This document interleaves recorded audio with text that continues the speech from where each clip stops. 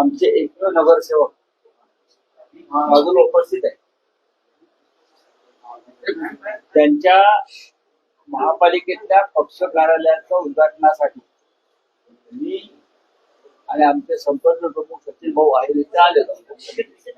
काय करू, आता 2.5 वर्षाच्या निवडणुका नाहीये, मग पक्षाचं बांधणी करायची. एक नगरसेवक आला ठीक आहे.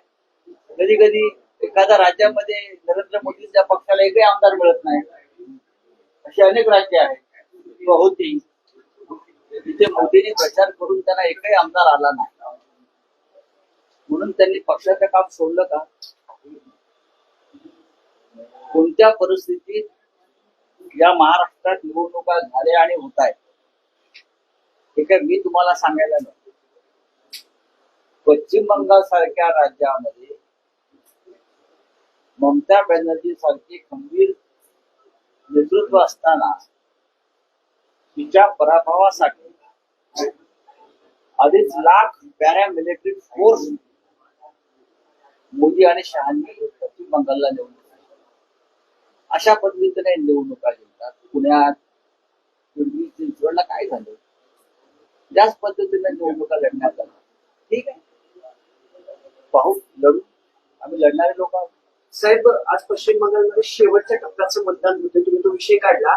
2.5 लाख ती फौज आहेच, पण काल ना उत्तर प्रदेशमधले एन्काउंटर स्पेशलिस्ट जे आहेत, जे योगींच्या जवळचे मानले जातात, त्यांना देखील निवडणूक आयोगाने नियुक्त केले.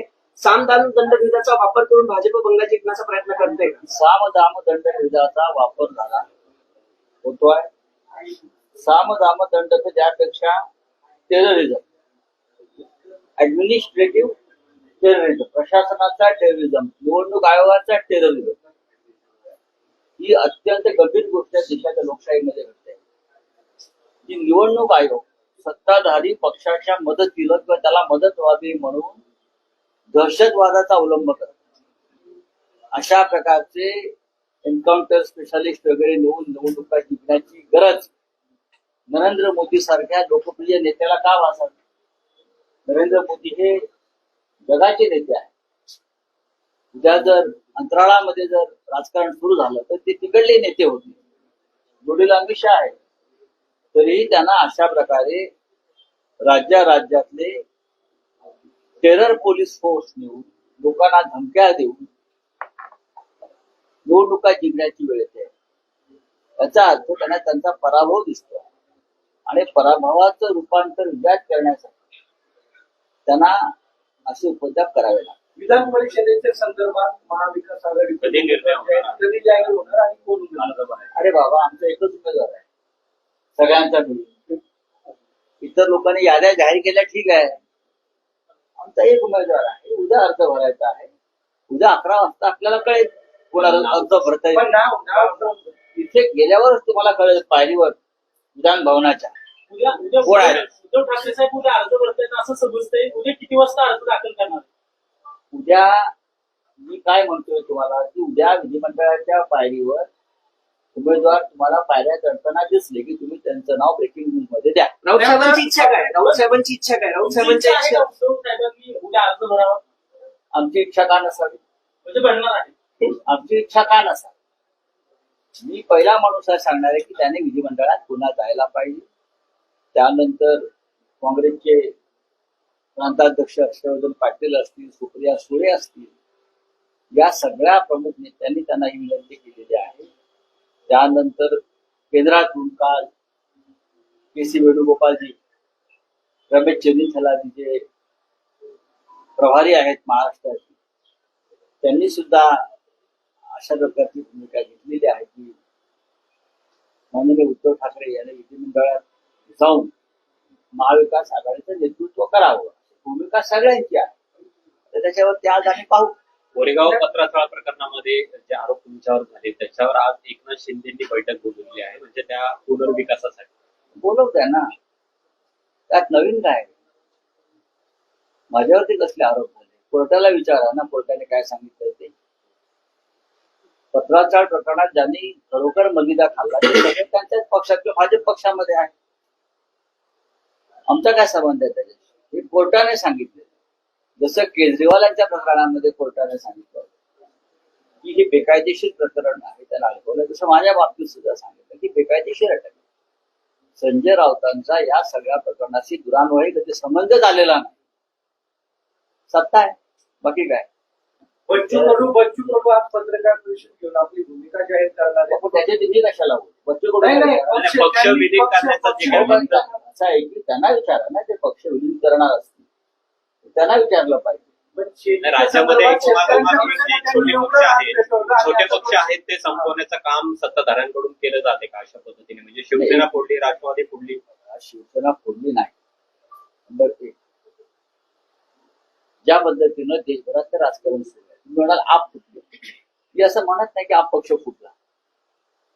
ज्या पद्धतीनं दहशतवादाचा वापर करून लोकांवरती दबाव आणून आमिष दाखवून माणसाला बाजूला केलं जातं, ही पक्षफूट नाही, ही डरपोकपण आहे.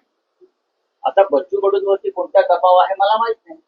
मी बच्चू कडून एक अत्यंत प्रामाणिक नेता, शेतकऱ्यांसाठी लढणारा, दिव्यांगांसाठी लढणारा असं मी मानतो.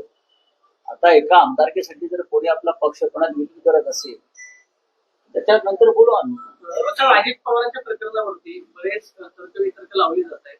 बीएसआर कंपनीवरती राज्यामध्ये बंदी घालावी अशी मागणी होती. मात्र काल अजित पवारांचे पुत्र पार्थ पवारांनी मुंबई ते पुणे बीएसआर कंपनीच्या विमानातून प्रवास केला.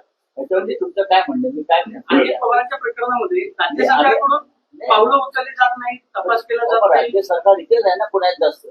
अर्ध सरकार पुण्यात असतं. त्यांना विचारा, या खात्याचे जे मंत्री आहेत, नागरी हवाई उड्डाण मुरलीधरराव मोहोळ, ते पुण्यात असतात. त्यांनाही प्रश्न विचारा. माझ्या माहितीप्रमाणे पार्थ पवार यांनी काही खुलासाच केले. धर्म विचारून मारलं जाते. विराट होत नाही, विरोध मारण्यात आलेले आहे. देशभरात हे सुरू आहे. देशभर ते एकाच धर्माकडून होत नाही, ते सर्व धर्माकडून अशा प्रकारचं गढूळ वातावरण या देशात निर्माण केलं जात आहे. आणि या देशातली शांतता, या देशातली सुरक्षा, या देशाचं धर्मस्वातंत्र्य या सगळ्यांवर संकट दिसतंय. आणि याला जबाबदार भारतीय जनता पक्ष आणि राष्ट्रीय स्वयंसेवक संघाची विचारसरणी ज्या पद्धतीने पुढे नेण्याचा प्रयत्न होतो ती आहे. चला आमदार मिलिंद नार्वेकर म्हणतायत विधान परिषदेसाठी महाविकास आघाडीकडून उद्धव ठाकरे हेच 99% उमेदवार असतील, पण ठाकरे असल्याने 1% काही सांगता येत नाही. But boss is always right.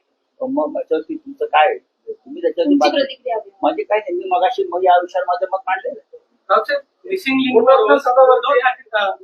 Link वरून एकनाथ शिंदे आणि देवेंद्र फडणवीस यांच्यामध्ये चांगली रसिकेत पाहायला मिळते की श्रेयवादावरून इन्फ्रामॅन म्हणून एकनाथ शिंदे त्याचबरोबर देवेंद्र फडणवीस मला तुम्ही जो प्रश्न विचारताय तो सरकारमधला अंतर्गत विषय आहे. श्रेयवाद आघाडीच्या किंवा युतीच्या कोणत्याही सरकारमध्ये श्रेयवाद हा कायम असतो. सरकार कोणाचे असेल त्याच्यामध्ये फक्त केंद्र सरकारमध्ये सर्व श्रेय मोदी नाही. गडकरीने किती काम केलं, नितीन गडकरीने किती रस्ते बांधले, किती पूल बांधले, किती इन्फ्रास्ट्रक्चर उभं केलं, तरी श्रेय मोदींचं. महाराष्ट्रामध्ये आघाडीचं सरकार आहे, दुर्दैवान अजित पवार नाही. नाहीतर 3 पक्षांमध्ये कायम श्रेयवादाची लढाई आहे. देवेंद्र फडणवीस ते सक्षम आहेत या सगळ्यांवरती उत्तर देण्यासाठी. पुस्तकाचा जो विषय आहे शिवाजी कोण होता हा जो पुस्तक आहे, आपल्याला वाटतं की हे विषय आता मुद्दा म्हणून काढले जात आहेत. कुठल्याही निवडणुका नाहीत, पण 5 राज्यांच्या निवडणुकावर सगळ्याचा परिणाम होईल. कशा करता शिवाजी कोण होता या पुस्तकाच्या कशा करता त्यांचा असं हेतू असू शकतो असं वाटतं. नाही, हा लहान माणसं आहेत ज्यांनी हा वाद निर्माण केलाय, आणि जे उगाच आंदोलन करतायत त्यांनी शांत बसायला. 40 वर्षापूर्वीचं पुस्तक आहे गोविंद पानसरे यांनी, तेव्हा कधी वाद झाला नाही. ते पुस्तक आधी वाचलंय का वाद करणाऱ्यांनी? ते पुस्तक वाचायला हवं. छत्रपती शिवाजी महाराज संदर्भात काही भूमिका त्यात मांडलेल्या आहेत. आणि छत्रपती शिवाजी महाराज हे आमचं दैवत आहे, आणि त्या दैवताला धक्का लागेल असं पानसरेंनी काही लिहिलं असं मला कधी वाटलं नाही. आमचं दैवत आहे छत्रपती शिवाजी. अशा प्रकारे बंदी घालून वेगळ्याच अपप्रवृत्तींना पाठबळ देत. शिवाजी महाराजांनी की राज्य हा देश आणि विश्व याला दिशा दिली आणि आज एक योद्धा म्हणून शिवाजी महाराज जगासाठी आदर्श आहे. अशा वेळेला कोणी एखादं पुस्तक लिहिलं आणि कोणीतरी त्या पुस्तकावर बंद घालण्याची मागणी केली म्हणून छत्रपतींचं मोठेपण अजिबात कमी होत नाही. गुणरत्न सदावर्ते सातत्याने सोड रे. पुणे महानगरपालिकेमध्ये जो पराभव झाला त्याच्यानंतर कोणाचा पक्षामध्ये पराभव झाला? शिवसेनेचा मग कोणाचा एक नगरसेवक निवडून आले त्याच्यानंतर पक्ष संघटनेत काय बदल केले जाणार आहेत का या पुढील काळात? मला दिसतील लवकर काल काल पुण्यामध्ये पवार कुटुंबाची बैठक पार पडली. बाबा, मग काय? तुम्हाला पवार जेवायला बोलवलं नाही का? नाही, असे ज्यावेळेस कुटुंब एकत्र येतात त्यावेळेस चर्चा सुरू होती की मग दोन राष्ट्रवादी काय एकत्र येणार का? पवार साहेब तुमच्या सोबत आहेत. महाविकास आघाडीचे शिल्पकार मोठे नेते. माननीय शरद पवार साहेब आणि त्यांचा राष्ट्रवादी काँग्रेस पक्ष हा महाविकास आघाडी सोबत आहे आणि कायम राहील मी सांगू शकतो.